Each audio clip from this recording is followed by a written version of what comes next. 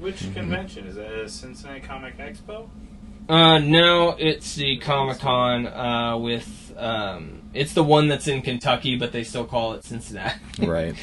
Well, the Cincinnati Comic-Con was canceled for good, because that's the one that Tony Moore did.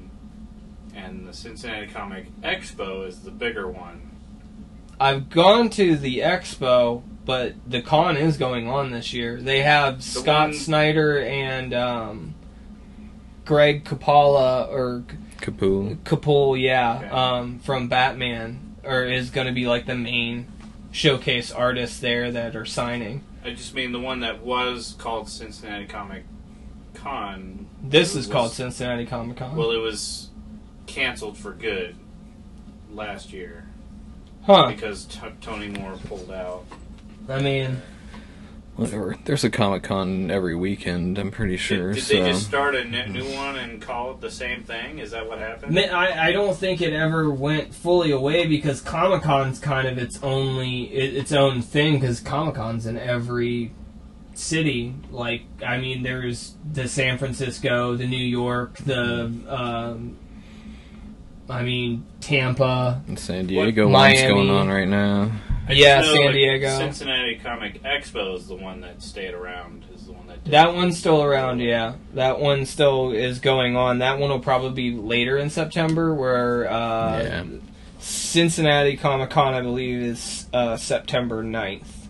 It's so weird that they just took the name and well, I don't... a new convention. I don't think that Comic-Con...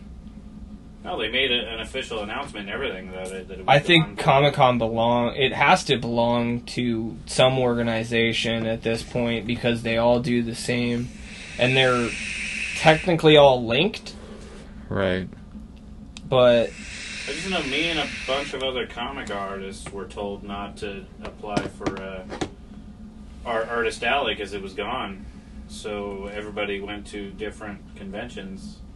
Oh, I take that back. Everybody just abandoned Ohio because Comic-Con was gone. Nope. Okay, so 2015 they did it on September 18th. 2016 it was September 23rd, and now 2017 September 22nd to the 24th. Are you on their website? This is things to do with Cincinnati, but I can grab their website. Hold on one second. Because that came straight from Tony Moore. That's why I haven't been looking at I don't know who Tony Moore is, so I'm assuming, yeah. Create Walking Dead. Oh, okay. Cool. Let me see. Let's go to Cincinnati Comic Expo. Oh, maybe... Oh, hold on. You might be right. Is this it?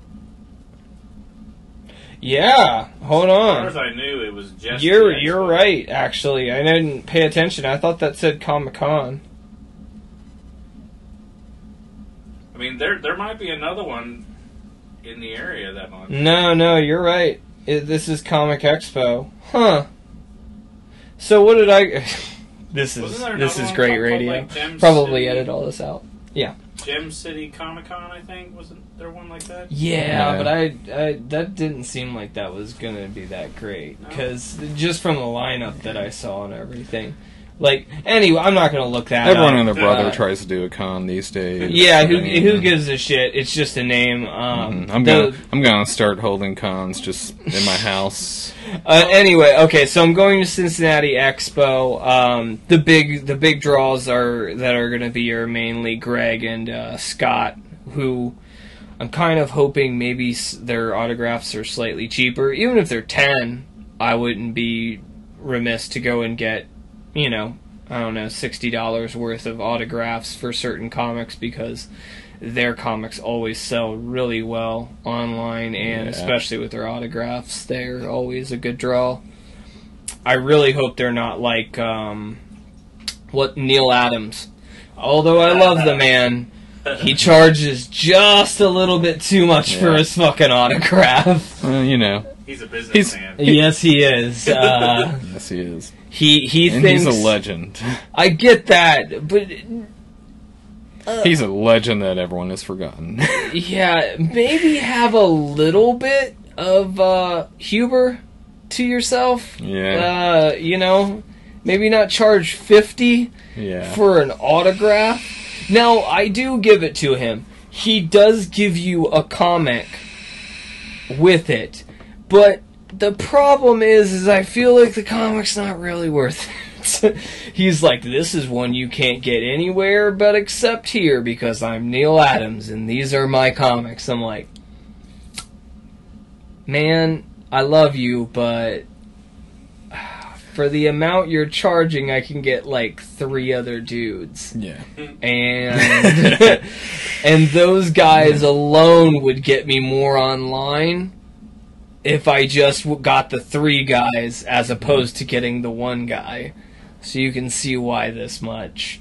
It's kind of like when I was talking to you about Jerry Conway, and I was like, I really thought he was going to be more, but he's $5, and I was like, man, I will go. But here's the thing. That's Every nice. time Jerry Conway's around, guess whose booth I'm going to? Yep. Jerry Conway's. Yeah. Because he's $5 per autograph. Nice, you know, it's a nice change of pace from horror conventions where, you know, like, I was in Friday the 13th, Part 4 in a bit role, and that's about the only credit to my name.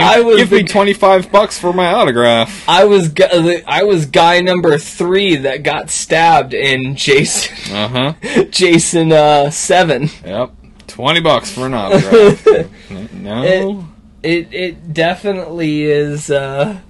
That does get a little obnoxious. It even gets obnoxious when Jason comes around. Whoever the guy is who's been playing Jason for I don't know how long. Kane Hodder. Yeah, and he charges quite a bit for his. Yeah, I mean, at horror conventions, they follow each other's lead. So $20 is about the base for anyone, and then some of the bigger names jump up to like 40 or something, sometimes more. But that's what I was talking about with like Val Kilmer and stuff like that. I'm like, I get that, you know, you can make that money, but I feel like, just me personally, you're washed up, and why am I giving you $80 when you've not really done anything for the last 10 to 12 years? I get that.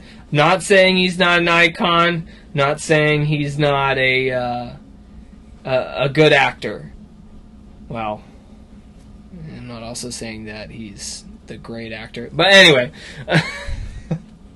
he's just not worth that much money. It's just not. I mean, a signature from pretty much anyone is just not worth that kind of money to me. It's like, sign this thing, and I'm just going to throw it on a shelf somewhere and never look at it again. It just makes me happy that, you know, the guy who brought me joy is signed to the comic.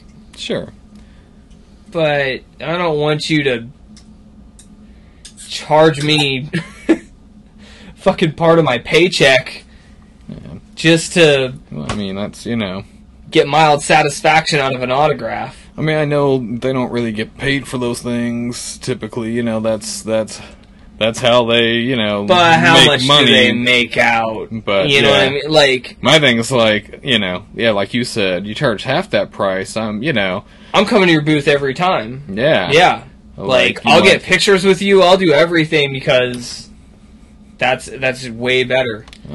It's worth my time, and I mean, I got to have a conversation with Jerry. No. I didn't get to have a conversation with Neil. Right. I never got to have a conversation. Oh, you know what? Who I did? I did get to have a conversation with I think his name's Ryan Stegman, who's done a lot of the Carnage covers and different Carnage comics. And he was a very pleasant, nice dude, and he sold his stuff for pretty cheap too, in my opinion. He was giving out copies of his own, like poster board copies of some of his covers, and those were, I think, $20. And his autograph, he just for free autographed stuff for me. He didn't even charge on that. He was just like, if you want these, they'll be $20, and I'll autograph them. But if you have a comic, just hand it to me, man. And all. I was like, you were good man, sir. Yeah. I will. I bought some of his. I bought like a couple of his little poster boards because he just did that. It made me appreciate him more because I was oh shit, this person is not doing this strictly for the cash. Right. It gives a little bit of a feeling that he's doing it for the fans. Right, which is nice. And then you want to give them more money. It's a good tactic. Yeah, I always want to give the person who's being generous with their time more money. Yeah. I'm always apt to do that. As opposed to, like, I mean, I'm not shitting on the legend Neil Adams, but I had a 5-second conversation with Neil Adams, and it's called Get Your Shit and Go. Great. Now Neil Adams is never going to agree to be on our podcast. I've chatted with him in the morning. Yeah. And he's a little bit calmer, and I'm sure. And his wife is usually there with him in the mornings. Because I've worked at conventions with him, and I've actually tabled like across the way from him. And I've actually not been there when his kids were there too. Did you know his son did animation work on King of the Hill? No, but that's cool. Yeah. One of the Adamses worked on King of the Hill. And he tables at some of the same shows as Neil, but he doesn't bring attention to it. Like, he tries to distance himself from Neil. That's good. I mean, actually, that is good, because then I mean, I'm sure his son, especially if you're trying to make a career for yourself, you kind of don't really want the stigma of, like, oh, pay attention to me because I'm Neil Adams' son. You want to make your own way, usually. He does try really hard to bank on that King of the Hill thing, though. He's got all makes kinds sense. of King of the Hill stuff. Every artist does that, though. I mean, you bank on the stuff where people, like, you know, wherever it gives merit. Anytime you look at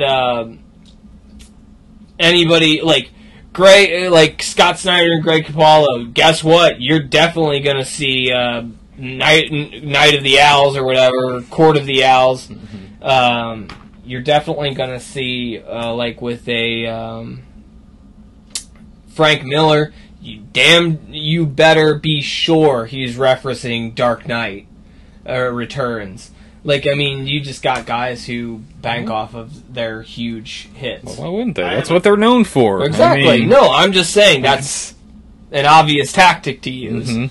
I have a question. Not doing that is like, you know, when like popular bands don't play their hit song when like you go Radiohead? and see them live, and everyone's like, "That's the only reason I came. That's the only song of yours I know." I'm never playing Creep, and they're just like, "Fuck you." Creep's kind of terrible. I know, but I'm just saying everybody wants Creep, and Radiohead's. Did they still? Oh yeah, really, 100%. Especially they want it more because Radiohead's like, "We're not playing it, man," and everybody's like, "No, now we want you to."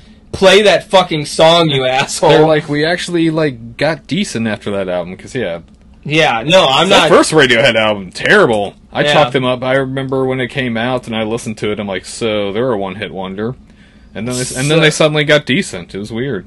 Is that like not hearing Freebird when you go and? Oh God, yeah, kind of. Anyway, what was your question? You said you had a question. Oh yeah, so. I work on a lot of licensed stuff, but I did one obscure variant cover for Wonder Woman. Should I use that cover in some of my signage on my table? Yeah. Like I was considering just straight up putting the art from the cover on my banner. You know the banner. Just putting that and just Michael Adams. This is my thought. Anything that helps you sell is a good tactic. All you're doing is hindering yourself if you're not putting out your work. Like, anything that could benefit you, basically. So, if you feel like she'll help, yes, 100% put her out because you want to sell. I mean, and Wonder Woman is a big catch, especially now. Her film doing so great, and she it seems like they're really banking on, especially since Avengers has had such a great run as far as things go. because DC really hasn't had that great of a run, they're really depending on their female leads because of Margaret Robbie, and oh shit, what's her name? The woman who did Wonder Woman. Gal Gadot. Yeah, Gal Gadot. Or Gadot. Gadot. Gal Gadot or Gal Gadot. I think it's Gadot. But I mean, I know she's Israeli. yeah. Right? Yeah, she also did like, and see, I even think about that could be nonsensical or could be true. Kind of like how Elvis went to the became a troop in the United States Army. Right. She was apparently a part of the Israeli army, but how it's common in Israel though. Yeah. Yeah, it is. Yeah, you I don't come know of if it's age, you have to serve. Yeah, Is it's it like like almost a draft. Is it a draft? I was never sure. I believe so, but like I said, how much did she really do? Like, you know what I mean? Like, and not like that matters. But anyway, she's a very strong female role that DC is banking off of just as much as they are Margaret Robbie on Margot. Sorry. You keep wanting to call her Margaret. What? You keep wanting to call her Margot? No, or? you keep calling her Margaret, and it's Margot. Oh, okay, my bad. Margot Robbie. Am I saying it correct? I think. Margot pushed so hard. I guess she. We'll just say Margot so I don't fuck this up. Okay. So Margot, really, she didn't try that hard. I mean, she definitely did the character justice. I'm not denouncing her role at all. But a lot of it was played off of the fact that she's fucking hot. I mean... Right. Well, I was saying she pushed hard for a solo film. A Harley Quinn solo film, and I guess it's happening. Yeah, of course it is. Yeah, of course it is. I mean... Again, like I said, there is such a thing as too much. It's the only reason people went and saw Suicide Squad. Oh, yeah, 100%. Anybody who says that they did go see that film for that... It makes way more sense to just do a Harley Quinn movie, because then you don't have to deal with Will Smith's crazy salary. You're already going to end up making more money. And what, like, for anybody who said Will Smith was like a quintessential character for that film, it's the same thing as them. I mean, she's pretty much the reason why that film is what it is. They straight up had a scene where she got naked in front of a whole crowd of people. No, of course. Of course. She just... You have to... I mean, it's fan service. That whole thing is fan service. Yeah. But, it's... Oh, what did they made this really great... This guy made this really great trailer where he was noting that all the actors they chose were basically actors who haven't had anything good come out. So this is kind of their, you have to do this film before we give you another, like, film that'll help you win a whatever award. Wow. So all of these failed actors are coming together so that they can then maybe be privy to be in a... So it's a real-life parallel to the actual Suicide Squad. Yeah, basically. Like, we're gonna grab... We'll let you out of actor jail. Yeah, and put you back in the spotlight if you do Suicide Squad. Uh-huh. And so, and I mean, which is kind of true because Will Smith's back to doing, he got a deal with Netflix shortly after and has made a movie with them. Oh, was that the one about, it's like orcs versus cops? Oh, I have no clue what his Yeah. movie's about. I saw a clip, it was like LA cops versus like magical creatures. Like, it was like orcs. And maybe Orcs and swords and guns and... Maybe he did make a straight-to-DVD movie, but I thought with Netflix at this point, you're making pretty decent money if you do a movie with them, and especially if you're Will Smith. I'm sure, I mean... Netflix is putting all of their money into, that superhero realm hard. Well, just their own productions in general. That's true. They're just funneling more and more. They really do. I mean, when they get it very right. So, usually, pretty soon Netflix is going to be just an HBO. It's going to be all. Oh yeah, like yeah, it will. Did you see YouTube is putting out movies too? Of course. Yeah, you can buy movies on YouTube. No, I mean like they're producing. Oh, original films on YouTube. Of course. Red. Yeah. I mean, all of those places kind of they're basically becoming the internet stations. Yeah. If you want to think of it that way, kind of like how there's CBS, ABC, and now it's YouTube, NBC. Netflix, Yeah, you're looking at the new enterprises moving away from television into the internet. into internet television. We already moved away from television. We really did. I don't use cable. No. I haven't Your used parents cable. probably do. Those are the only people keeping it the going. older generations that are kind of, and even my dad, he half and halves now. He's Netflix and everything else because he's got a smart TV, Right. and then the other half he is cable. So even with his generation, they're still kind of like this. It's convenient enough. I'll watch. I mean, and binge watch. my shit. parents still, they DVR stuff all the time, which Yeah. I mean, it's fine. It works. Yeah. Anyway, I'm going to end this. We'll continue talking, but that's the end of Nerd Chatter. Thank you, everybody, for listening. Stay tuned. We'll have a... Thanks for one listening, coming Jared. up, next for, in 2 weeks? Yeah. Anyway, this was Nerd Chatter 7. Thank you for coming out. Eric, anything to say? Because I kind of interrupted you. Nope. All right. And thank you for coming in at whatever time you did. Oh, yeah.